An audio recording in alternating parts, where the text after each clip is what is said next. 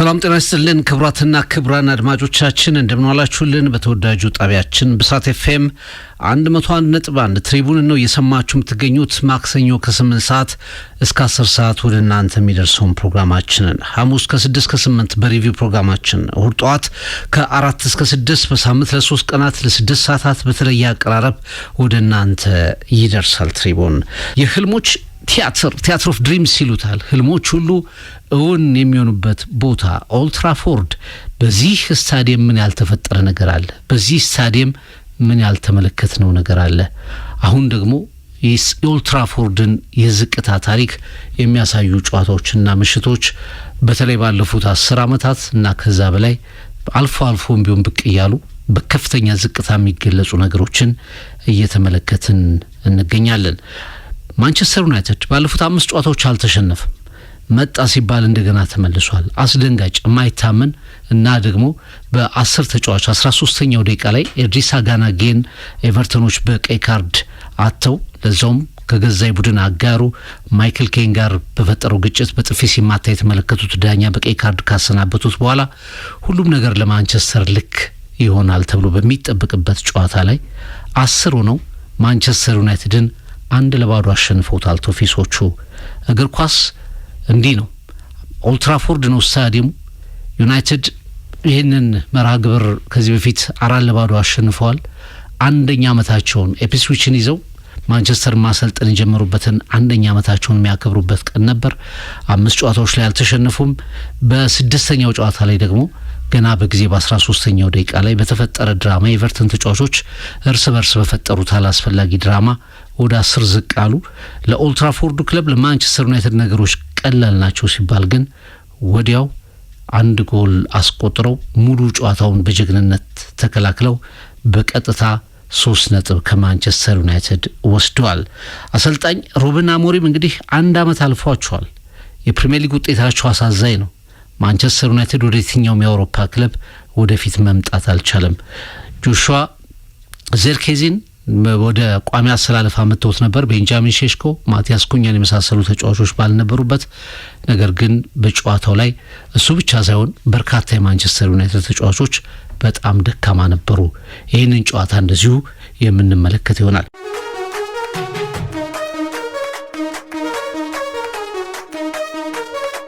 ወደ ኦልድ ትራፎርድ እንለፍ። ማንቸስተር ዩናይትድ ከኤቨርተን በርካቶች ዩናይትድ እንደገና ያለመሸነፍ ጉዞውን ያጠናክርበታል ብለው የገመቱት ጨዋታ ነበር።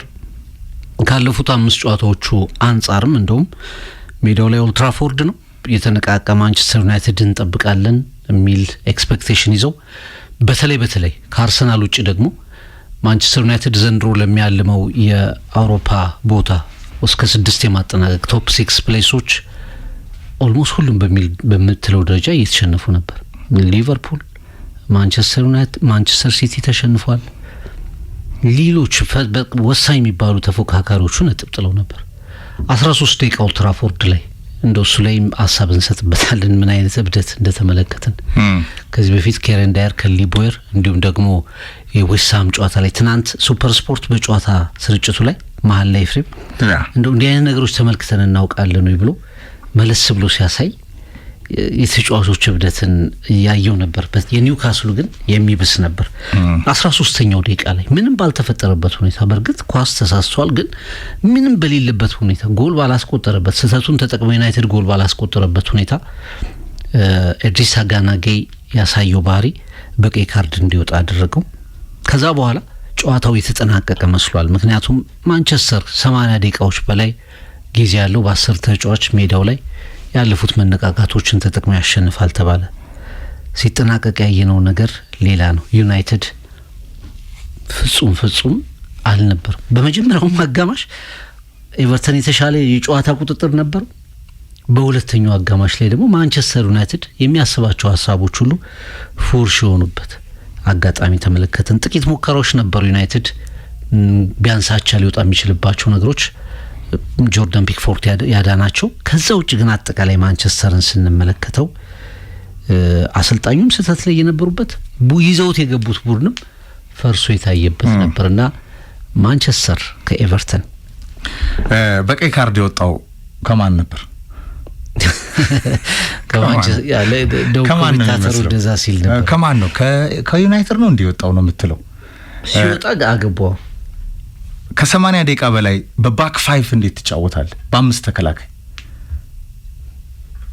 ተጫዋች ተቀንሶል ያው ኢድሪስ ጋናጌ ይሄ ተጫዋች 6 ቁጥር የኤቨርተን አንከሩ ምን አይነት እብደት ላይ እንደነበር ነው ያላቅም። ይሄ መድኃኒቱን ሳይወስድ የገባ ነበር የሚመስለው።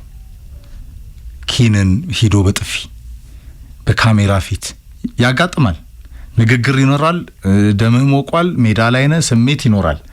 ግን በዛ ሃይ ፕሮፌሽናል ሌቭል በፍጹም አንኤክስፔክትድ ነው፣ በፍጹም የማይጠበቅ ነው በእንደዚህ አይነት ከባድ ጨዋታ።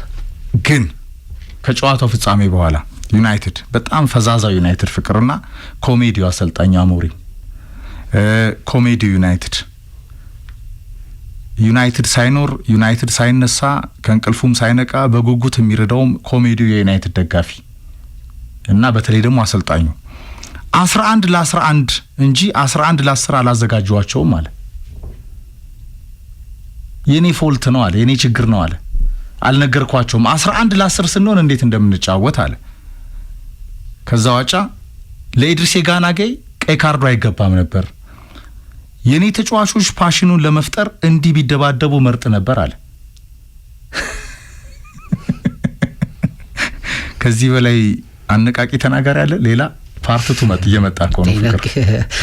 ለምን መሰለ አሁን ምን አይነት ሐሳብ ነው ይሄ? እንዴት ነው የተበለጠው ዩናይትድ? ለምንድን ነው ሲስተሙ ያልሰራው? ራሱ አሰልጣኙ ውስጥ ገብቶታል ሲስተሙ። እንደ ዜርኬዚ ዲጄ ነው የሚመስለኝ እኔ ፍቅር፣ ይሄ ሙዚቃ የሚጋብስ ሁሉንም ኳሶች ዶርጉ ዳሎ የማይሰሩ ተጫዋቾች ከሲስተሙ ጋር ሊታረቁ አይደሉም። ሜዳ ላይ መኖራቸው ራሱ አንድ የውም አድማጫችን ሰበር ዜና ይልና ዜርኬዚ ዶርጉና ዳሎት ተጫዋች መሆናቸው ተረጋገጠ ይላል። እግር ኳስ ተጫዋች እንደ አይነት ተጫዋቾች ያሉበት ዩናይትድ ፖቴንሻሉ የባከነ እንደ ብሩኖ አይነት ሃይ ኳሊቲ ተጫዋቾችን ያደበዘዘ ሴንትራል ሚድፊልድ አድርጎ በባክ 5 በአምስት ተከላካይ ነው ከተጫወተው ትናንት ዩናይትድ 13ኛው ደቂቃ ላይ የተቀናቃይ ተጋጣሚው በራሱ ብደት በቀይ ወጥቶ ኤቨርተን ኮ ጋናጌ ኮ ለዩናይትድ ውለታ ለመፈጸም የገባ ነው የሚመስለው። ግን ኤቨርተኖች በፓሽን በሞቲቬሽን ከፍ ባለ ጀግንነት ጎሉን አስቆጥሮ ጨዋታውን ይዘው ለዴቪድ ሞይስ የቀድሞ አሰልጣኝ ፈርጉዘን ሳሎን ቤታቸው ድረስ ሂደው አንተነ ቀጣዩ የኔ አልጋ ወራሽ ብለው ዘቹዙኑ አንተ ብለው መተው መከራ ላይ ነበር የወደቁት። ዴቪድ ሞይስ ከ13 ዓመት በፊት በ10 ወር ተባረሩ። ወደ ኦልትራፎርድ ተመርሰው በታሪካቸው በኬሪየራቸው ኦልትራፎርድ ላይ ለመጀመሪያ ጊዜ ነው ዩናይትድን ያሸነፉት። ኤቨርተን ግን ቲም ነበር ፍቅር፣ ቡድን የሚለው ቃል የሚገልጸው ህብረት ነበረው፣ አንድነት ነበረው፣ በጋራ ይፋለማል፣ በጋራ ይዋደቃል። የኢድሪስ ጋናጌ የሴኔጋላዊ ተጫዋች እብደትን አሸንፈው መልበሻ ክፍል ገብተው መልስ ሊሰጡ የፈለጉ ተጫዋቾች ነበሩት። ከጃክ ግሪሊሽ አንስቶ የኤቨርተን እያንዳንዱ ሱፐርስታሮች እንደገና ግብ ጠባቂው ፒክፎርድ። ዩናይትድስ ቡድን ለሚለው ቃል የተሽኮረመመ ህብረት የሌለው ሞቲቬሽን የሌለው መነሳሳት የሌለው ኦልትራፎርድ ላይ መጫወትን የረሳ የዩናይትድ ባጅን የረሳ ማንቸስተር ዩናይትድ ፍቅር ይኸውልህ ከሰሞኑ ሳይሸነፍ በመዝለቅ ውስጥ ይሄ ሸፍኖት ያቆየውን በጣም ሰፊ የቡድን ክፍተቱን ያጋለጠበት ትናንት በባክ 5 ሲጫወት በጣም ለኔ ገረመኝ። እንዴ የአሞሪም ጌም ማኔጅመንትና ምንድነው የሚያስበው ትላለ? በዛ ሌቭል ደረጃ ፍቅር ያለ አሰልጣኝ ኦልትራፎርድ ላይ የተጫወተ ቴምፖውን ጠብቆ ለመጓዝ ለምሳሌ ዮሮ ዴሊትና ሉክ ሾው አሉ። ከዛ ማዝራዊ ዶርጉን ተጠቅሟል። 13ኛው ደቂቃ ላይ በቀይ የወጣበት ቡድን ኤቨርተን ነው በቀይ ሳይወጣበት ዩናይትድ የወጣበት ይመስል የነበረው። ካዜሜሮ ብሩኖ የተጋለጠ መሃል ሜዳ እንደ ያውም ኤቨርተን 11 ለ11 ቢሆን ዩናይትድ እንዴት ሊጫወት ነበር? ከጨዋታው ፍጻሜ በኋላ ደግሞ አሰልጣኙ ቀይ ካርዱን አይገባውም ነበር ከማለት ይሄ አይነት ሞቲቬሽን ቡድኔ እንዲኖረው የራሴ ተጫዋቾች ቢደባደቡ እመርጥ ነበር ካልክ ኮሜዲ ነህ። እሱ ላይ ያለው አስተያየት ምንድነው? ተጫዋቾች ኤቨርተንን አይመስሉም ነው የኔ ተጫዋቾች ማን ያደረጋቸው እንደዚህ ለቡድኑ አይሰሩም ነው መልእክቱ። ማን ያደረጋቸው እንደዚህ አሰልጣኙ ማን ነው? አሰልጣኝ ሆነ እንዲህ አይነት ንግግሮችን ስትናገር መልሶ አንተ ጋር የሚያርፍ ነው ጥያቄው ማን ነው የሚለው ነገር አንተ ጋር የሚያርፍ ነው። በነገር ላይ ትናንትና ማይክል ኦዌን በጨዋታው ቀጥታ ስርጭት ላይ ከዋዛ ጋር አንድ ነገር እያለ ነበርና ብዙ ጊዜ ከቡድኖች በቀይ ካርድ ተጫዋች ሲወጣ በጣም አንድ ቴክኒካል ተጫዋች ታወጣና የሚፋለም ተጫዋች ሚድፊልዱ ላይ ታመጣለ። ለዛውም 6 ቁጥርን ያጣው ኤድሪስ ሳጋናጌ በአብዛኛው ይሄ የመንጠቁ ምኑ የሚሰራው ተጫዋች ነው። ከብደቶች የሚሰራ ተጫዋች ነው።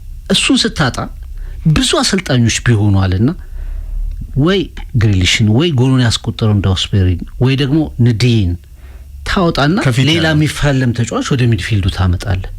አላረጉም። ዴቪድ ሞይስ አላረጉም። በጣም ቴክኒካል ተጫዋቾቻቸውን ሜንቴን ያደርጓቸው።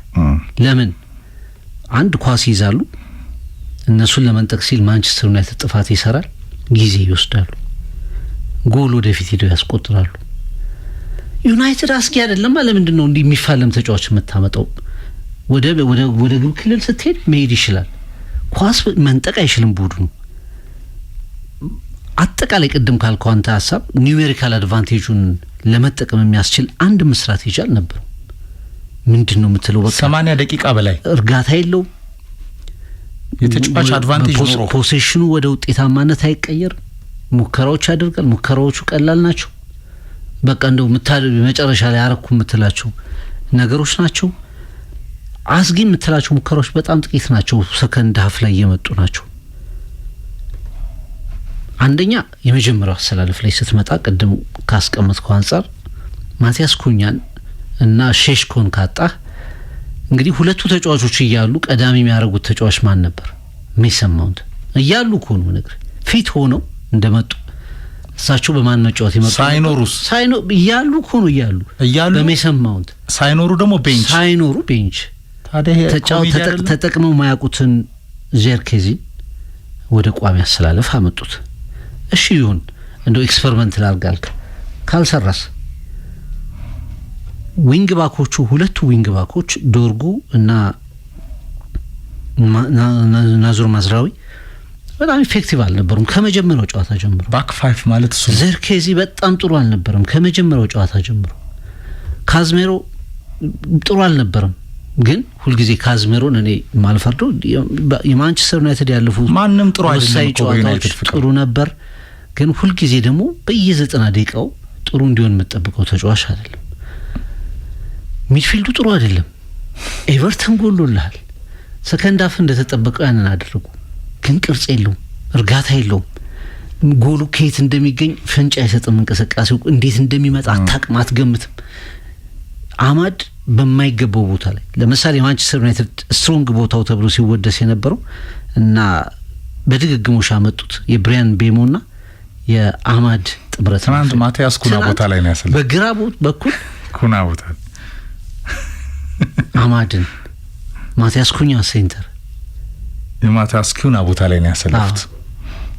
ያንን ጥምረት ራሱ አፈረሱት። በል እንደገና የተሻለ ከሜቤሙ ጀርማ ነበር አማድ የነበረው። ሁለቱ በግራ ሰከንድ ሀፍ ደግሞ በቀኝ ኋላ ግራ ሲገባቸው እና ማንቸስተር ዩናይትድ ላብራቶሪ ውስጥ ያለ የመጨረሻ ደጋፊውም ልክ ጨዋታው ሲጠናቀቅ ተመለከተ። ተስፋ ነበረው ያው 2 ደቂቃ ባለቀ ሰዓት በመሳሰሉ ጎሎች ይቆጠራሉ የሚል ልክ ሲጠናቀቅ ግን ሙሉ ተቃውሞ ኤቨርተኖች በደስታ ሲጮሁ ኦልትራፎርድ ደግሞ አሰልጣኙ ላይ ተቃውሞ ሲያሰሙ ተመልክተናል። ዩናይትድ ከዚህ በፊት ያደረጋቸውን 2 ጨዋታዎች እንመልከት። አንደኛው የስፐርስ ጨዋታ ነው። 1-0 እየመራ 2-1 ተመርቶ መጨረሻ በማቲያስ ዴሊት ጎል ያሸነፈበት ጨዋታ ስህተት ነበረው ያ ጨዋታ። ሌላኛው ጨዋታ የኖቲንግሃም ፎረስት ነው። እየመራ እንደዚሁ ፎረስት እንደገና መርቶ በመጨረሻ ደቂቃ በአማድ ዲያሎ ጎላቸው የሆነበት። እነዛ 2 ጨዋታዎች ማንቸስተር ዩናይትድ በጣም አቻ መውጣቱ ካልሆነ የሚያስደስተው በስተቀር ከመሸነፍ የማይተናነሱ ነበር የሚል ሀሳብ ስናነሳ ነበር እዚህ። ትናንት ግን መደበቂያም አልነበሩም።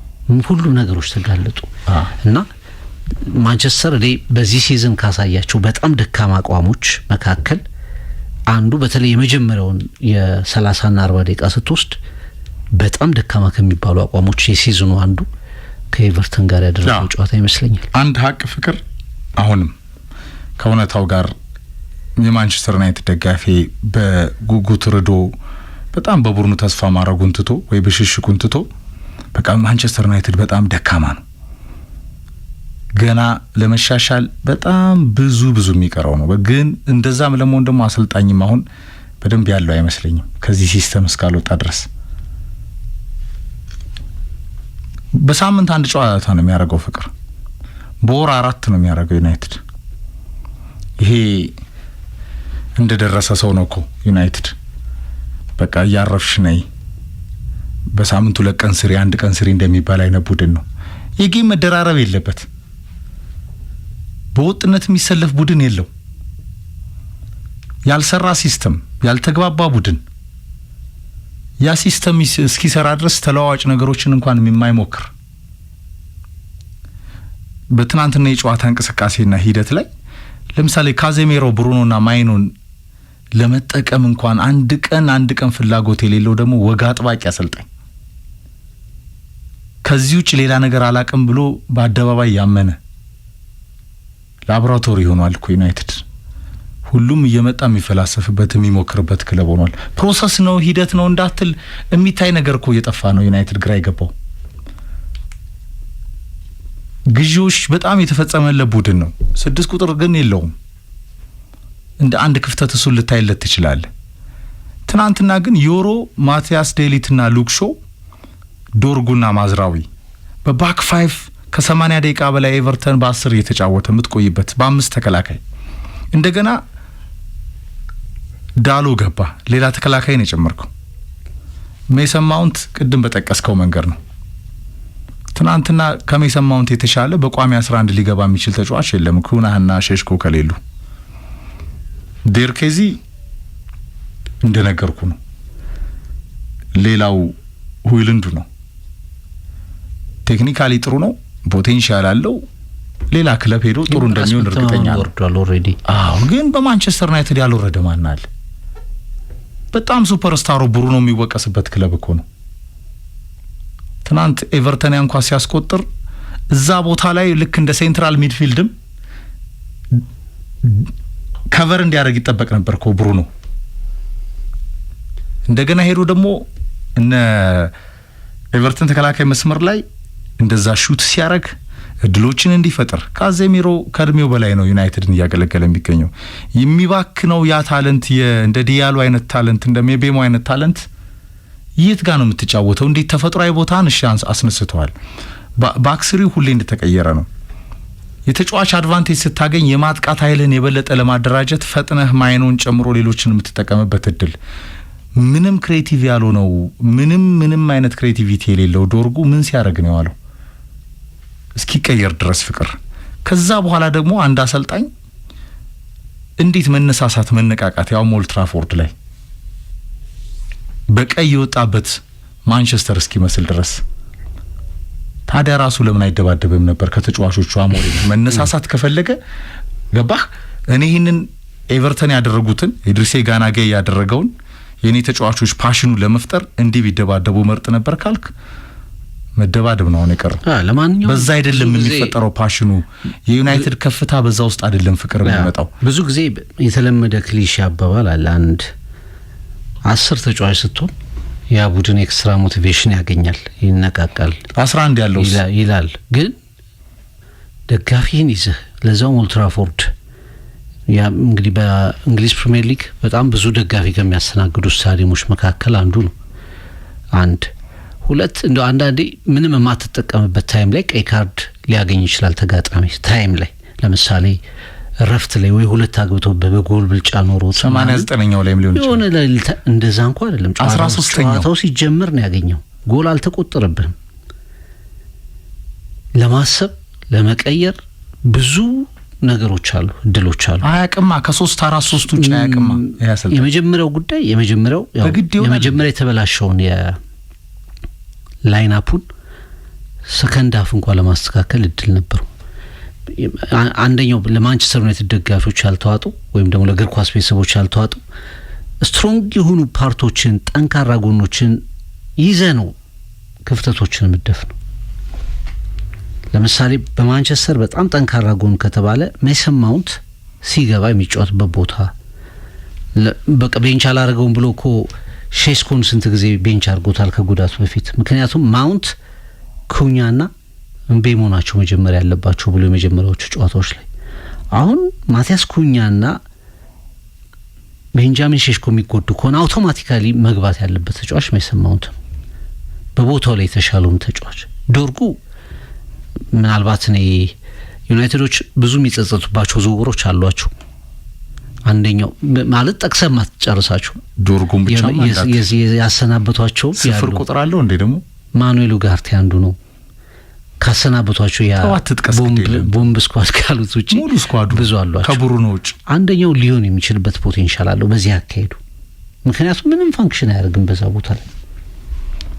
ማዝራዊ ሲጀምር በጣም ጥሩ ነበር ትዝ ካለ እንደውም ልክ ኋላ ካዝሜሮን በኋላ ብሩኖን የማንቸስተር ጥሩ ተጫዋቾችነትን እየተረከቡ ምቤሞ በኋላ የወሩ ምርጥ እየሆነ እንደመጣ ሁሉ የሆነ ወቅት ላይ ማዝራዊ ይመስል ነበር የማንቸስተር ተጫዋች። አሁን እንደገና መውጣት አለበት ብለ ኮምፕሌን የምታደርግበት ተጫዋች እየሆነ ነው። ጉዳቱም እንዳለ ሆኖ አለመሰለፉ እንዳለ ሆኖ ሲገባ ደግሞ ኮንፊደንስ የወረደ ተጫዋች ሆኖ ታይዋል። በቀይ መስመር ደግሞ እንዴት ምቤሞና ማን ነው አምጣልኝ አማድ ዲያሎ ይሰልፋሉ የሚል ጥያቄ ሲነሳበት ሬዚስት አድርጎ አሰልጣኙ አይ ግድ የለም ይመጣል ብለው እንዲመጣ አደረገው። ጥሩ ሆኑ፣ ተግባቡ። ሲግባቡ ደግሞ እንደገና ጥሩ ማለት ነው ፍቅር በንጽጽር የማጥቃት አፕሮቹ ላይ ያ መስመር ነው የሚሻለው። ይህን ጥሩ ቃል አትጠቀም። በነገር ላይ ያዳምጠኝ አትጠቀማ። ዩናይትድ ጥሩ አይደለም መስመሩን ያልኩ ሁለቱ የተሻሉት ማጥቃት የማንቸስተር የማጥቃት የተሻሉ መስመር ምቤሞና አማድ ዲያሎ ያሉበት የሚያከራክር አይደለም። ሼሽኮማ የለም እኮ ሲከላከል ሳማት ያለ ቦታው ነው። አሰልጣኙ ያሰልጣኙ ስህተት ነው። እኔ የማጥቃት ስለማጥቃት ነው ማውራው ፍሬም።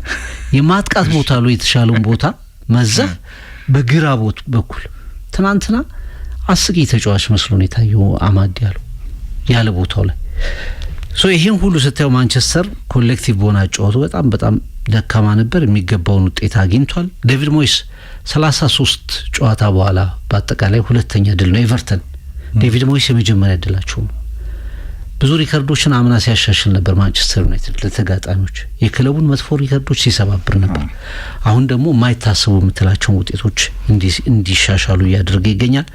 ለማንኛውም እንግዲህ ወደፊት የምናየው ይሆናል። ቀጣይ በሚኖሩ ጨዋታዎች ላይ ማንቸስተር ይደርሳል የሚለውን የምናየው ይሆናል። እኔ አሁንም አሞሪም በጣም ድጋፍ የሚደረግለት በውጤት ቢሆን ድሮ የሚሰናበት ነገር ግን አሞሪም ራሱን ለመለወጥ ይሄ የሚተጋ አይነት ወጣት አሰልጣኝ አይመስለኝም ፍቅር በዚህ ዘመን። ዌልካም እንኳን መጣ። በጣም ስንከራከር ነበር በዚህ ነጥብ። ለምሳሌ አሁን እኔ በነሰለ ባጭር ጊዜ አሰልጣኞች ላይ ማምጣት የለም የሚል እምነት አንተ ምንም ስላለን ነው አይደለ? ግን ከሆነ ነገር ጋር ስቲክ ዩናይትድን የሚያህል ክለብ ይዘህ ካረክ ልክ አይደለም። በቃ ይሄ ያለም እንደዛ አይደለም ፍቅር በዚህ ሰዓት አይደለም እግር ኳስ ላይ ኤክስፐሪመንት ማድረግ አለ። ተለዋዋጭ ነገሮች መሞከር አለ። ሊኖር ይገባል። ታንኪ ወንድሜ ይሄ ነው። ጋርዲዮላ ፈርጉሰን ምናምን እንኳን ያርጉታል እኮ ፍቅር። ስፖርቲንግ ሊዝበን ዘጥ ስትል ከርመህ አሁን እኮ ጸጉር ያለው ቴናግ እየመሰለኝ ነው። ይሄ መልከኛው ቴናግ ለምን መሰለ እንደዛምል አስተያየቶቹ ራሱ ልክ አይደሉም።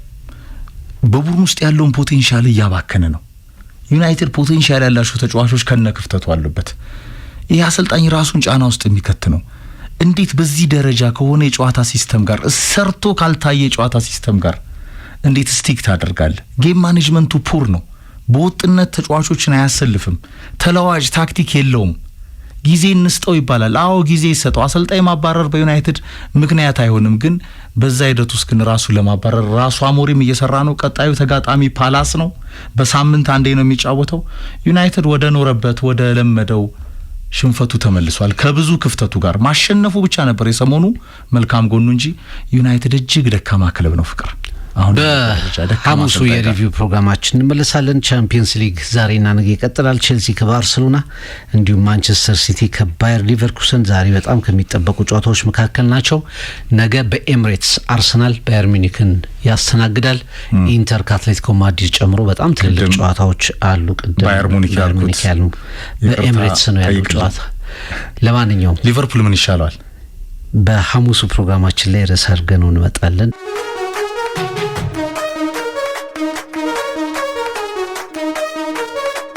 ሰሜን ለንደን ደርቢ ቀይ ሆናለች። የአሁኑ ቀይነት ግን በጣም ከፍጹም ብልጫ ጋር የነበረ ነበር። ከመጀመሪያው ደቂቃ እስከ መጨረሻው ደቂቃ ድረስ ስፐርስን ያፈራረሱበት የበላይነት ነበር። ፕሮግራሙ በጣም በማራኪ ሁኔታ ነገሮችን ድራማዊ በሆነ መንገድ አስቀምጧል። አርሰናል ሌላ መልእክት ለፕሪሚየር ሊጉ ያስተላለፈበት ነው። እስከ መቼ ይሄ በላይነት ይቀጥላል? እስከ መቼ አቋም ይሻሻላል? በየጊዜው የምናየው ይሆናል። ኦልትራፎርድ እንደገና ማንቸስተር ዩናይትድ የፈረሰበትን ምሽት ተመልክተናል። ሳይገነባ ስድስቱ አምስቱ ጨዋታዎችን አለመሸነፉን እንደ ለውጥ ቆጥረ ነው። ስድስተኛው ጨዋታ ላይ ግን ተሸንፏል። ለዛው 10 ተጫዋች በኤቨርተን በ10 ተጫዋቾች ኦልትራፎርድ ላይ ማንቸስተር ዩናይትድ የፈራረሰበትን ምሽት ተመልክተናል። ጥሩ አልነበረም ዩናይትድ በብዙ አቅጣጫ ከሩበን አሞሪም ጀምሮ እስከ አሰላለፉ የምናነሳው ነጥብ ይኖራል። ሊቨርፑልና ማንቸስተር ሲቲን በወፍ በረር እናየዋለን። ፕሮግራሙ ላይ በደንብ ጠቅሰዋል። ግን ሊቨርፑል ኢማጂን እንግዲህ በጣም ስፐርስ ኖቲንጋም ፎረስት ላለመውረድ የሚፋለም ቡድን ነበር። 2 አሰልጣኞችን እንግዲህ የቀየረ ቡድን ነው። ኤፍሬም ከዩናይትድ እና ከሊቨርፑል 4 ነጥቦችን ወስደዋል። ሾንዳይች እንደገና ወደ ሰርቫይቫል እየተመለሱ ይገኛሉ። በተወሰነ ደረጃ እናነሷለን። ጓርዲዮላ በሴንት ጄምስ ፓርክ ተሸንፏል። ያ ካሜራው ላይ ፊት ያለበትን ትዕይንት ጨምሮ ብዙ ነገሮች የነበሩበት ሳምንት ነበር። 16 ደቂቃ እንደምንም ማስተርፈን ያንተም ዶክመንተሪ በሄድ ደስ ይለኛል። ስክሪፕቶቹ በጣም ይለያያሉና የናከው ከበሮ ወይ ጅራፍ እንዴት ነው የሚያስደንስህ? ያስደንሳል ወይ ያስጨዋል? አዎ የናከው ከበሮ ወይ ደግሞ ጅራፍ ወይ በአግባቡ የገረፈ ያስደንሳል ወይ ያስጨዋል። ኤዜ ማን ነው አሉ ቶማስ ፍራንክ። በ24 ሰዓት ውስጥ ይሄ ብሬት ተነፈሰ ከኤምሬትስ። የብሬቼ ኤዜ ፍቅር አርሰናልን ወዶ ጸንቶ ፈልጎ ተመኝቶ በአርሰናል አድጎ 14 ዓመታት ጠብቆ 27 ዓመት ላይ ደርሶ እንደ የመጨረሻ አንድ የስልክ ጥሪ ያደረገ ወደ ማይክ አርቴታ። እኔ ያኔ ሰሜን ለንደን ነበርኩ ከ4 ወራት በፊት ከቶተናም ደጋፊዎች መሀል ያው ምዛ 7 ሲስተርስ እና ኪ አካባቢና ቶተናም ኤዜን እንዳስፈረመ ነበር የሚወራው። ያውም ካንተ ጋር ላይቭ ገብቼ አስታውሳለሁ። ኤዜ በዛች ቀጭን ስልክ ለአርቴታ ነው የደወለው። ለአንዴና ለመጨረሻ ጊዜ ቶተናም ልገባ ነው፣ አርሰናል ይወስደኛል ወይ? በጣም በድግግሞሽ ከጸናህ ከታተርክ ከጠነከርክ ከህልም ትደርሳለህ። በውጥነት ብቻ መታተር ያስፈልጋል። ካሰብከው ለመድረስ ደግሞ ፎከስ አድርጎ መስራት ያስፈልጋል። ኤዜ አንዴ ማሳያው ነው። ከደቡብ ለንደን ተነስቶ ይሄ ልጅ በጣም ተወዳጅ የፓላስ ልጅ ነው። ለፍቷል በጣም ፕሮፌሽናል ተጫዋች ለመሆን። በመጨረሻ አርሰናል ደረሰ። አርቴታ ተቀበለው። ቶተናምን ከዳ። በዛ የኤምሬትስ ታናል በዛች የድሮዋ ድልድይ በጣም ጠባብ ድልድይ ላይ የአርሰናል ሌጀንዶች ሁላ ኒኮላስ ጄቨር ጭምር አሉ፣ ይሳላሉ ግድግዳው ላይ ፍቅር በብርሃን ፍጥነት ነው ኤዜ የተሳለው። ቶተናሞች ነጭ ቀለም አምጥተው ነው ኤዜ ላይ ደፍተውበት ያደሩት ፍቅር። የሚገርምህ ወዲያው ደግሞ አርሰናል የሁሉንም ተጫዋቾች እንደገና ነጭ ቀለም አመሳሰለና ደግሞ ስሎታል። አሁን ኤምሬትስ ከመድፉ ደጃፍ ፊት ለፊት ማለት ነው። ኤብሪቼ ኤዜ ቶማስ ፍራንክ እልህ ስላለባቸው ነው እንደዛ ያሉት። ማይንድ ጌምም ነበረ። ሁይዜ ኤዜ ማን ነው ኤዜ ያሉ። ኤዜ ደግሞ በስራ ሜዳው ላይ ነገራቸው። ይሄ ነው በቃ ታላቅነት፣ አሸናፊነት። አርሰናልን የመሰለ የለም ፍቅር። ጊዜው አርሰናል ነው። የሚጠራጠር ካለ ሐሳብ ይስጥ። አርሰናልን የመሰለ የለም ፍቅር። በዚህ ሰዓት አይደለም እንግሊዝ ላይ አውሮፓ ላይ በጣም የተደራጀ ቡድን ነው። የአየር ኳስ ንጉስ ነው። በምድር ባየር ይበራል፣ በምድር ባየር ጠንክሮ ይከላከላል ስንል ነበረ። በኦፕን ፕሌይ 4 ማግባት እንደሚችል እያየን ነው አርሰናል። ኦፕን ፕሌይ ላይ ተቀዛቀዘ። ያው ማስተር ማይንዱ የቡርኑ ካፒቴን ፋንታስቲክ ሱፐር ኦዳን ሳይጠቀም አርሰናል ጠንካራ አለመሆኑን አለማመን ሞኝነት ነው ለኔ። ያው ማሙሩ ሙራድ ከ24 ይሄን ሐሳብ ይሰጣል። ሊቨርፑል ደጋፊ ነው። ሊቨርፑል ከውድድሩ ከዋንጫው እንደወጣ ይናገርና በሜሴጁ ከዘወትር አድማጮቻችን አንዱ ነው አርሰናልን ኃያልነቱን ጊዜው አርሰናል መሆኑን ከፍታውን አለማመን ግን ሞኝነት ነው ይላል። እውነቱን ነው። አርሰናል በተለይ በቡድን ዴብዙ ክረምቱ ላይ የሰራቸው በጣም ተደናቂ ስራዎች ፍቅር በዛ በተዋሃደ በተብላላ ቡድን ውስጥ ማይክ አርቴታ በስልጠና ኬሪየሩ የአሰልጣኝ ሁለተኝነትን የለመደ ሁለተኝነትን ሃትሪክ የሰራ ዋንጫ ማያቅ በጣም እኮ ፕሬሸር ላይ ያለ አሰልጣኝ ነው። ግን በዛ ሂደት ውስጥ ባለፉት 6-7 አመታት ማይክ አርቴታ ወደፊትም ገና የማይገረሰሰውን አውሮፓ ላይም በጣም አስፈሪ የሆነውን ባርሴሎና በለው ሪያል ማድሪድ በለው ፔዤ በለው ምናልባት ባየር ሙኒክ ነገ ደግሞ ሪያሊቲ ቼክ አለው አርሰናል ሌላ ለባየር ሙኒክም ነው ሪያሊቲ ቼኩ ለአርሰናል አይደለም። ለአርሰናልም ለባየር ሙኒክም ባላንስ ግን ይሆናል ብዬ አምናለሁ እኔ። በዚህ ሂደት ውስጥ ፍቅር ዴብዝ የቡድን አማራጭ ኳሊቲ ከዋክብቶች ኖ ዮከሬስ ኖ ማጋሊሽ ኖ ኦዴጋርድ ኖ ፕሮብለም። ይሄ አምና ካቻምና ከዛ በፊት በነበረው አመት ግን ሊሆን አይችልም። ሬያ ነው ክፍተቱ ይላሉ የአርሰናል ደጋፊዎች። ኧረ ተው አትቅበጡ ነው የምለው ፍቅር አትቅበጡ። በጣም ምርጡ በረኛ ነው። ሁለቱ ተከታታይ ጎሎች ናቸው። አዎ ምርጡ በረኛ ነው። አይግባበት እንዴ ጋዜጣ ያነበበ ይውጣ። ባክፎሩ ኮንክሪት ስለሆነ ሬያ ገና ወደፊት አርሰናልን የበለጠ የሚያድነው በጣም ምርጡ ግብ ጠባቂ በአርቴታ በደንብ ትሪት የተደረገው ለሬያ ሲባል ራምስደልን ጨምሮ ጥሩ አቅም የነበራቸው ግብ ጠባቂዎች የተሰውበት እንደ ኬፕ አይነት አማራጭ ያለው ከባክፎሩ እስከ ሚድፊልዱ በዛ ላይ በህብረት የደረጀ የጀገነ ፍቅር አርሰናል ጌሙን ከጨረሰ በኋላ ለኔ ሰሜን ለንደን ቀይናት ድሮም ፍቅር ቶተናም የአርሰናል የቅርብ ጎረቤት ነው እንጂ ተቀናቃኝ አይደለም። ኦንሪ ያንን ደጋግሞ ይናገራል። ግን እዛ አካባቢ ቤተሰቦች ወንድማማቾች አብረው የሚሉ ማህበራዊ የሆኑ ቁርኝቶች ያሏቸው ብዙ የስፖርት ቤተሰቦች ስላሉ ብሽሽቁ ሰማይ ነክቷል። የእግር ኳስ አንዱ ባህሪ ነው፣ መዝናኛም ነው እግር ኳስ። በዚህ ሂደት ውስጥ እንግዲህ አርሰናል በጣም ትንሹ ተጋጣሚ ወይም ትንሹ ተቀናቃኙ ቶተናምን አፈራርሶ አሸንፏል። ሌሰን ሰጥቷል። ፍቅር ጋሪ ኔቭል ያለው ለሌሎች ተቀናቃኞቹ ጭምር በምን አይነት ከፍታ ጥግ አርሰናል እስከ ሩቅ ለመጓዝ ለዓላማው በርትቶ እንዳለ ማሳያ ይመስለኛል። ከጨዋታው በፊት እንግዲህ ስፐርስ ዘንድሮ ከሜዳቸው ውጭ ካልተሸነፉ ቡድኖች ብቸኛው ነበር። ከሜዳቸው ውጭ አልተሸነፉም። ሜዳቸው ላይ በጣም ነበር የሚቀጠቀጡት። ሲሸነፉ ውጭ ግን አራት ጥሩ ነበር። ሲሸነፉ ግን በጣም ድራማዊ በሆነ ብልጫ ነው የተሸነፉት። ወደዚህ ጨዋታ ሲመጡም ያ ጨዋታ ለተከታተሉት በ5 ባክላይን ነው የተጫወቱት። በኋላ እንደውም ሁለቱን ስትጨምር ቤንታንኩርንና ፋሊናን ስትጨምር በ7 ተከላካዮች ነበር የሚከላከሉት። አርሰናል ያላቁሙ ገና ከመጀመሪያው ጀምሮ ራይስ ኤዜ ራሱ ትሮሳርድ በቃ ብዙ ሙከራዎችንና ጎሎችን ማስቆጠር የሚችሉበት 4-5 ጎል ማግባት የሚችልበት እድል ነበረው። ሚኬል አርቴታ እንደተናገረው ኤዜ ሃትሪክ ብቻ ሳይሆን በትንሹ 4 ከፍ ሲል 5 ጎሎችን ማስቆጠር የሚችልበት ምሽት ነበር። ስፐርስ እንግዲህ ከጨዋታው በፊት ከሜዳው ውጭ ስላልተሸነፈ 1-2 አርሰናል በሰንደርላንድ ስታዲየም ኦፍ ላይት ላይ 2 ነጥብ ስለጣለ የአርሰናል ወሳኝ ተጫዋቾች በጉዳት ስላልነበሩ በተለይ ጋብሪኤል ማጋሊሽ መሀል ላይ ቅድም እንዳልከው ኦዴጋርድን የሚያክል ካፕቴኑ ጭምር የለውም።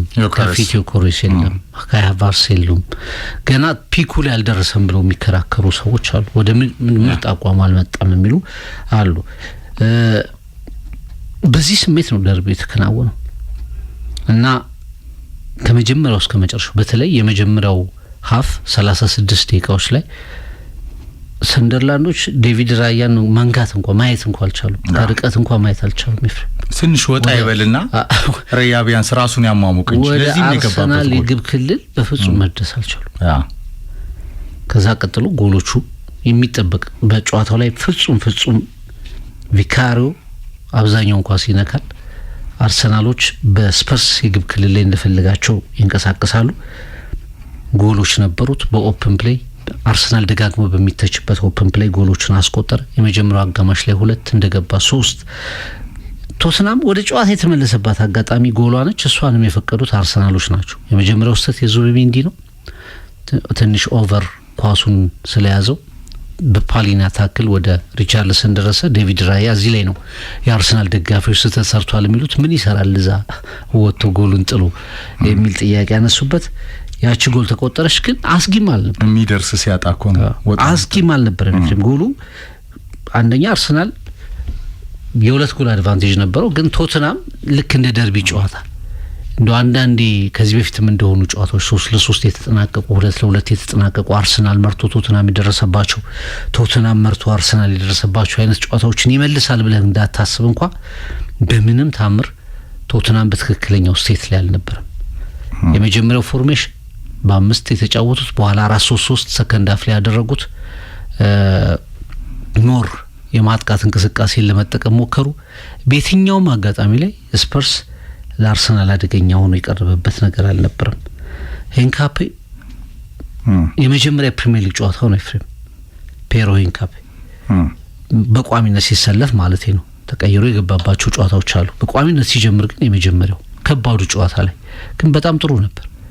ለሁሉም የአርሰናል ደጋፊዎች በዚህ ልክ ያሸንፋል አርሰናል። ምክንያቱም ስታቲስቲክሶችን ስትመለከታቸው ስፐርስ ሀሪሪና ፒዞት 3-2 ካሸነፈ በኋላ ከ10 ምናምን ዓመት በፊት ካሸነፈ በኋላ በአርሰናል ሜዳ ላይ አሸንፎ ያውቅም እና የማሸነፍ ግምቱ ለአርሰናል ነበር። በእርግጥም ግን በዚህ ብልጫ ጎሎቹን ተዋቸው 4 ጎሉ መሆኑ ብቻ አይደለም፣ አጠቃላይ ጨዋታው ላይ ባሳዩት ዶሚናንስ ግን አርሰናል ያሸንፋል ብለው የገመቱ ያሉ አይመስለኝም።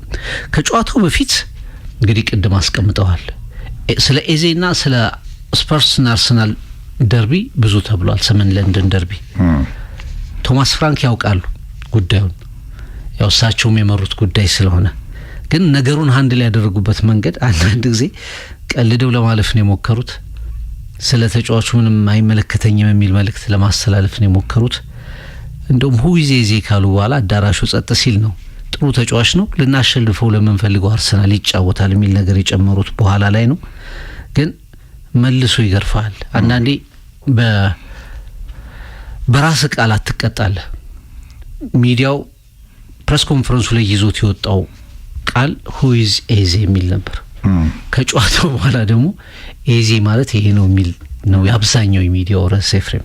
እና አንዳንድ ጊዜ እንዲህ አይነት ነገሮችን ሃንድል እንዴት ታይትል ነው የመረጡት። ቶማስ ፍራንክ ታይትል ነው የሰጡት፣ የመረጡት ሳይሆን የሰጡት ነው። ጎበዝ ዳይሬክተር ናቸው። በደንብ ነው የሰጡት። እሳቸው ነገሩን ያውቁታል፣ እንደሚጠየቁ 100% ያውቁታል። ጋዜጠኞች እንደሚጠይቋቸው ያውቁታል። ከዛ በፊትም የተጻፈ ጉዳይ ነው። ግን ያለፉበት መንገድ መልሶ ራሳቸውን አሳዷቸዋል። አሁን ሁይዜ ብትላቸው አንድ መጽሐፍ ሊጽፉ የሚችሉ ይመስለኛል።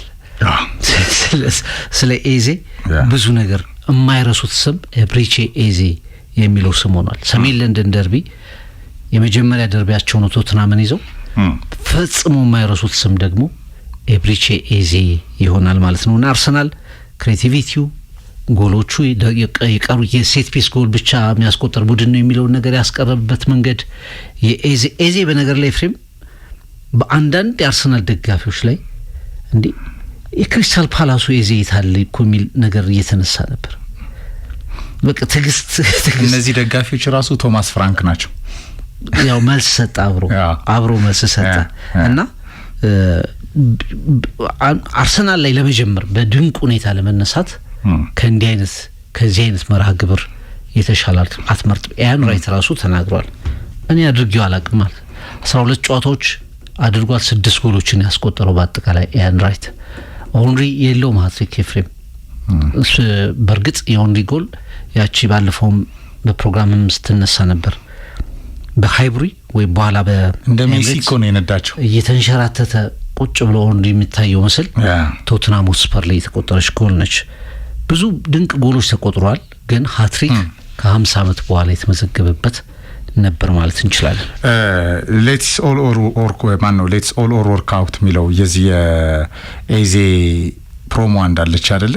በጣም በትግስት ውስጥ በጸንቶ በመስራት ውስጥ ወደፊት መተህ ይሄ ሌትስ ኦል ወርክ አውት በደንብ ይመጣል። ገባህ? በኤሚሬትስ ያ ፕሮሞ ከኢያን ራይት ጋር ሲሰራ ራሱ አርሰናልን ትፈልገዋለህ ወይ ነው። በቃ አርሰናልን ጆይን ለማድረግና ግልጽ ነው ይላል። ኦብቪየስ ያንን ይናገራል። በጣም የቦክስ ተጫዋች ነው። ክሬቲቭ ነው። ታይሚንጉ ለኔ ይገርመኛል። ፍቅር አጀማመሩ በጣም ድንቅ እኮ ነው። ጎሎችን አስቆጥሯል። የአርሰናልን ባላንስ ጠብቋል። የአርሰናል ይሄ የክሬቲቪቲ ሚዛናዊነት ዋናው መሰረት ነው። ቡድኑ በጣም ተለዋዋጭ እንቅስቃሴ ሲያደርግ ኮንክሪቱ የማጥቃት እንቅስቃሴ አስፈሪ ኮከብ ነው። ወደ ግራ ይሰለፋል። ኦዴጋርድ በሌለበት ሰዓት ደግሞ ወደ መሀል ይገባል። ተፈጥሯዊ 10 ቁጥር ይሆናል። እያንዳንዱ የሚሸረፉ ኳሶችን ይሄ ገልጦ ወደ መረቡ ለማስቆጠር የሚያስችል አይነት ኳሊቲ ያለው። ለምሳሌ ዙቢሜንዲ የድምጽ አልባው የመሃል ሜዳ ሞተር ነው። ፍቅር ሚዛን ጠባቂው ዴክላን ራይስ የቀድሞ መዶሻ ከዌስትሃም የመጣ ታማኙ መድፈኛ የወደፊቱ ዘላለማዊ አምበል ይመስላል። በአርሰናል እስካለ ድረስ ከቦክስ ቦክስ የሚበረው ሞተር ነው። ፍቅር ያልተዘመረለት የበለጠ ገና 105 ሚሊዮን ፓውንድ በጣም ትንሽ ነው ይቆጨኛል ሲሉ ዴቪድ ሞይስ እውነታቸውን ነው። በ150 ራሱ ያንሳል ራይስ ግልጋሎቱን ስታይ። ኤዜ ሌላ ሃይ ኳሊቲ ፍቅር የአርሰናልን የጎል እንቅስቃሴ የበለጠ ያደረጀ የማጥቃት እንቅስቃሴ ህይወት የሰጠ ልክ ነው። ዮከሬስ፣ ኦዴጋርድ፣ ማጋሊሽ ሲመለሱ እንደ ካይ ሃቨርትዝ፣ ጋብሪኤል ጂሰስ አይነት ተጫዋቾች ፖቴንሻላቸውን በአማራጭነት ስትይዝ እንደ ነዋኔሪ አይነት ወንደር ኪዶች እንደ ማክስ ዶመን አይነት ወንደር ኪዶች እንዳሉ ስታቅ አርሰናል አንድ ሻምፒዮንነትና ፎርሙላ የገባው ቡድን በጊዜ ሂደት ውስጥ ሲገነባ ይሄንን ይመስላል። በቃ አርሰናልን ይመስላል። ሲቲ ይሄንን መስሎ ነው የእንግሊዝ እግር ኳስ ነው የተቆጣጠረው። ሊቨርፑል በክሎፕ ዘመን ይሄንን መስሎ ነው የተቆጣጠረው። ሊቨርፑል አምና ምስጋና ለስሎት አይደለም፣ ምስጋና ለክሎፕ። ስሎት በጣም እድለኛ ናቸው። ጥሩ ቡድን ነው የወረሱት። ያን ቡድን ማኔጅ አድርገው ሻምፒዮን ሆነዋል። በራሳቸው ጫማ ሲቆሙ እንዴት እየተንሸራተቱ እንደሆነ እያየን ነው። እንግዲህ ጊዜ ይፈተዋል። በበለጠ እናነሳዋለን። ሊቨርፑል ምን ይሻለዋል እንላለን። ግን አንድ ዋንጫ የሚበላ የዓለም እግር ኳስን የሚቆጣጠር ቡድን ሲገነባ ፍቅር ኮከቦች አሉት። ሱፐርስታሮች በጣም ይኖሩታል። ዴብዙ በጣም ሰፊ ነው። ወንደር ኪዶች አሉት። የአካዳሚ ታለንት አለው። ድንቅ አሰልጣኝ፣ ኮምፒቲቲቭ አሰልጣኝ አለው። እንደገና እንደ ኤሚሬትስ ስቴዲየም አይነት ድባብ ታያለ። አትሞስፈር ፍቅር ይሄ በሆነ ዴሲቤል የሚመስል ኖርዝ ለንደን ፎሬቨር ዋትኤቨር ዘ ዌዘር። አዎ ሰሜን ለንደን ቀይ ነች። ጎዳናውም አየሩ ምንም ቢሆንም ያርሰናል። እዛ አካባቢ ያለ ቅዝቃዜ አይደለም ፍቅር። በተለይ አሁን በዚህ ወቅት እስከ ዲሴምበር ከዛም ማግስት እንዲህ ጆሮህን የሚያበር ቅዝቃዜ አለ። ያን ሁሉ አርሰናል ከመቶ ምናምን በፊት ወደ መቀመጫውን ለቆ ሰሜን ለንደን ሲመጣ መጣችሁብን እንጂ አልደረስንባችሁ ነው የሚሉት ቶተናሞች። ያኔ በችግር ጊዜ በአንደኛውና ሁለተኛው የዓለም ጦርነት ተረዳርተዋል። በሁለቱ የዓለም ጦርነት የትንሿ ሃይቡሪ በከባድ መሳሪያ ሲመታ አርሰናል ዋይት ሃርት ሌንን ተጋርቶ ተጫውቷል። ተቀናቃኝነቱ ያኔ ነው የጀመረው። ስለዚህ ዋንጫ ባናሸንፍም ምንም እናንተን እድሜ ዘመናችንን ብንከተልም የቅርብ ጎረቤት ብንሆንም አርሰናልን እንጠላለን ነው የሚሉት ቶተናሞች። ዋት ዱ ዩ ቲንክ ቶተናም ሲመጣ ደግሞ ስለ ቶተናም ምን ታስባላችሁ? ያው ቶተናም ነው ፍቅር። ቶተናም እንደ ሁዱ ነው። ለምሳሌ ሚዲያዎች ናቸው ዘንድሮ አዌ ማች ሳይሸነፍ ቶተናም ዋው ያሉት። የሶሻል ሚዲያውም ተጽዕኖ ከፍ ያለ ነው። እያንዳንዱ ቁጥሮች ሁላ ተሰንጥቀው ይዘረዘራሉ። ስራ ነው ፍቅር። ቶተናም ከሜዳው ውጭ ሲጫወት ደግሞ ምን እንደሆነ እሁድ ዓለም አይቷል። 4-0 ሲረመረም። ኤዜ ደግሞ ፍቅር ለኔ ይሄ ቴክኒካል ኳሊቲ ያለው ፊዚካሊ በጣም ፊት ይሄ አርሰናል የጎደለው አይነት ተጫዋች። በርግጥ የዘር ግንዱ ወደ ናይጄሪያ ነው ታውቃለህ። ጄጄ ኦኮቻ አይነት ይሄ ኮንክሪት ሸፍኖ መቆም የሚችል ከቨር የሚያደርግ ድሪብል የሚያደርግ እንደ ኦኮቻ አርቲስቲክ አይደለም። እንደ ኦኮቻ እንደ ሮናልዲኒዮ አርቲስቲክ አይደለም።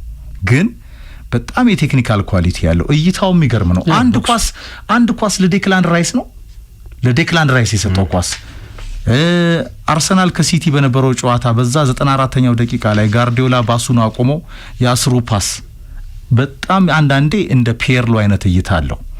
ኮንሲስታንሲው ላይ ደግሞ ጥርጣሬ የለኝም እኔ። ለምን ብትል ህልሙ ከፍ ያለ ነው። ያንን ለማሳየት ነው የመጣው። ኦንሪ የተናገረው ያስማማል። ፍቅር አሁን ይሄ it is not believing in the process ይላል anymore ማለት በፕሮሰሱ ከእንግዲህ ማመንና ያመኑ መቀጠል አይደለም። it's happening ነው የሚለው። በቃ መሆን አለበት። ሌላ ምንም መንገድ የለም። ምክንያቱም ለምሳሌ አሁን አምናም አርሰን ቬንገር ተናግረው ነበር now or never ብለው ነበር። ምክንያቱም ሁልጊዜ እድሎችን አታገኝም። ሁልጊዜ እንደዚህ አይነት እድሎች አይመጡም።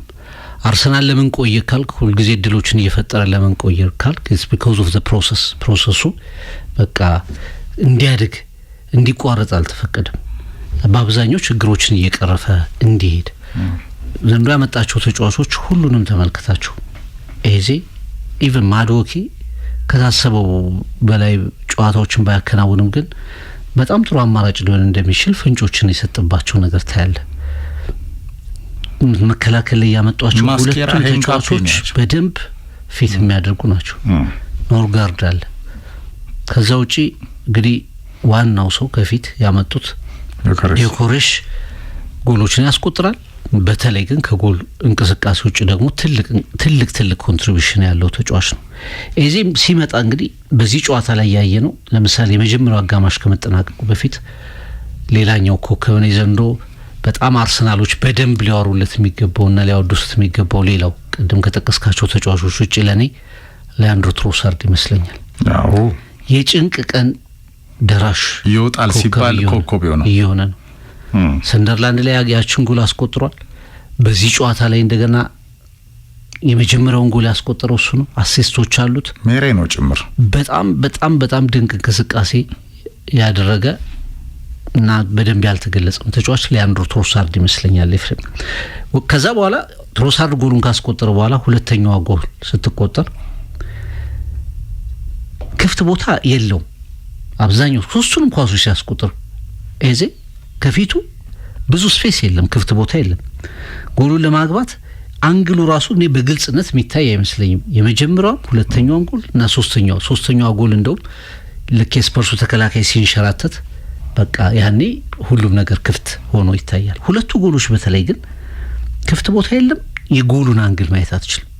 ራሱ ነው የሚፈጥራቸው። በጠባብ ስፔሶች ላይ የሚያስብበት መንገድ በጣም አስደናቂ ነው። ፓላስ ላይ ያችን የማዕዘን ኳስ እንደዛ ሲያስቆጥር ክሪስታል ፓላስ ላይ በፎርዊች በሚመስል ሁኔታ ጎሏን ሲያስቆጥር በጠባብ ቦታዎች ላይ ቦክስ ላይ ያለው ንቃት እኔ የአርሰናል ክፍተቶችን የሚደፍን ሌላ ኳሊቲ ነው ብዬ ነው የማስበው። ቅድም አንተ ካልከው ሀሳብ የምስማማው ምንድነው ስሩ ፓሶቹ እንደ ኦዴጋርድ ሊሆኑ አይችሉም። ኦዴጋርድ በጣም በጠበበው መንገድ ሁሉ ቦታ የሚፈጥር አይነት እድል ይፈጥራል። ፊት ይሁን እንጂ ኦዴጋርድ የሱ አይነት ክሬቲቪቲ ላይ ኖር ይችላል። ኦዴጋርድ ፈጽሞ የማያደርገው ነገር ግን ደግሞ ኤዜ ያለው ነገር ነው። ቦክሱ ላይ ንቁ ለዛ ነው አሁን ኳስ ሲይዝ አይተህ ከሆነ ደጋፊው ኦልሞስት ሹት የሚል ድምጽ ያሰማል። ልክ ኳስ እሱ ሲይዝ የሚቆምበት ቦታ አሁን ይሄንን እየጨመረ እንዲሄድ የመፍቀድ ጉዳይ ካልሆነ በስተቀር ኤዜ በዛ ጨዋታ ላይ ስፔሶችን ፈጥሯል። በቀላል ቦታዎች በጣም ከባድ በሚባሉ ጠባብ ቦታዎች ላይ ጎሎችን አስቆጥሯል። በማን ነው ብሎ የሚጠራጠሩትን ሁሉ ያን ያህል ለምሳሌ ጂሚ ካራጋር ባንተን ፕሮግራም ላይ በደንብ ተጠቅሷል። ጂሚ ካራጋር በጣም አከራካሪ አስተያየት ሰጥቶ ነበር በወቅቱ። ምንም የማይቀይር ዝውውር ነው ብሎ ተናገረ። ስፐርስና አርሰናል በመጨረሻ በዛ ትግል ውስጥ አልፈው ጉዳዩ ዜና ሲሆን ካራጋር ምንም ተጽዕኖ የማይፈጥር ዝውውር ነው ብሎ ተናገረ በወቅቱ። አሁን ደግሞ ተናገረ እንደገና በወቅቱ ምንም ተጽዕኖ የማይፈጥር ዝውውር ነው ብዬ ነበር፣ ተሳስቻለሁ። አርሰናል ወደ ሻምፒዮንነት እንዲሄድ ሊያደርግ የሚችል ዝውውር ነው ብሎ ካራገር እድሜ ልኩ ነው ተሳሳተ። ስለ ካራገር ብዙ ስላል አንደግሞም ብቻ እንግሊዝ ፑንዲቶች ተንታኞች የሆነ ጉዳይ ለመሳብ የሚናገሩት ነገር አለ። ለማንኛውም አርሰናል በዚህ ሳምንት ከባየር ሙኒክ ከቼልሲ ጨዋታሉ። የለንደን ክለቦችን ከቼልሲ ውጪ ሁሉንም አርግፎ ጨርሷል። 12 ነጥብ ወስዷል። ኤፍሬም ከፓላስን አሸንፏል፣ ፉላምን አሸንፏል፣ ዌስትሃምን አሸንፏል፣ ስፐርስን አሸንፏል። ቦስ ነው 12 ነጥብ ወስዷል። አሁን እስካሁን ካደረጋቸው ጨዋታዎች ቼልሲ ይቀርዋል። ቼልሲ በርግጥ ያለፉትን 3 ጨዋታዎች ስፐርስን ጨምሮ 3 ጨዋታዎችን ወልቭስ እንደገና ደግሞ ባለፈው ሳምንት ደግሞ እንደዚሁ ከሜዳው ውጪ በርንሊን ይመስለኛል አይደል አሸንፏል። ቼልሲ 9 ነጥቦችን አግኝቷል። የሲቲ እና የሊቨርፑል ነጥብ መጣልን ተከትሎ በፕሪሚየር ሊጉ ሁለተኛ ደረጃ ላይ መጥቷል። 6 ነጥቦች ጋፖች። ቀላል ጨዋታ አይሆንም፣ ግን ስቲል አርሰናል ለየትኛውም ቡድን የማይተኛ ተጋጣሚ ነው። በስታንፎርድ ብሪጅ የሚከናወነውን ጨዋታ በዚህ ሳምንት በተለየ ሁኔታ እንድንጠብቀው፣ ሁለቱም ቶትናምን አሸንፈዋል፣ በተለየ ሁኔታ እንድንጠብቀው የሚያደርግ ነገር ሆኗል። ዋናው ነጥብ ግን ለአርሰናል ፐርፌክሽን ኢምፖርታንት ነው። በቃ ሁሉን ጨዋታ ማሸነፍ ወሳኝ ነው። ያንን ማሸነፍ የሚችል ስብስብ ግን ይመስላል ቡድኑ በራስ መተማመኑ የማይደናገጥ፣ ጎሎች ባይቆጠሩ ራሱ ኤፍሬም የትዕግስት መጠኑ በፔሸንስ የመጫወት መጠኑ በጣም ጨምሯል። ሲመራ አርሰናል ነገሮችን በቃ እንደሚቀለብሰው ታምናለህ። ብዙ ጨዋታዎች ላይ ግን ሳትሰጋ ነው የምትመለከተው። ልክ ራያን የት እንደቆመ እንኳን አታየውም። ዴቪድ ራያ ለምንድን ነው ወደ ግቡ የሚገባው ብለህ አትሰጋም። ምክንያቱም ያኛው ቡድን ወደ አርሰናል የግብ ክልል እንዲጠጋ የማያደርግ አይነት የበላይነት ዶሚናንስ ይዞ ነው የሚጫወተው። በአብዛኛው እኔ ዘንድሮ በተመለከትኩበት በጣም ትልቅ ተጋጣሚዎች ከሲቲም ሲጫወት የተፈተነባቸው ጨዋታዎች ኦልትራፎርድ ያሸነፈበት ጨዋታ የተፈተነበት ጨዋታ ነው። የሲዝኑ ጅማሮ አካባቢ ነበረው። የሊቨርፑል ጨዋታ በተወሰነ ደረጃ። ከዛ ውጭ ግን ስታዲየም ኦፍ ላይት ሰንደርላንድ የመጨረሻዎቹ 20 እና 25 ደቂቃዎች በተለይ አርሰናል የተፈተነባቸው ጨዋታዎች ናቸው። ለማንኛውም ጊዜው የአርሰናል ይመስላል፣ ግን እስካልተጠናቀቀ ድረስ ምንም ነገር መግለጽ አይቻልም።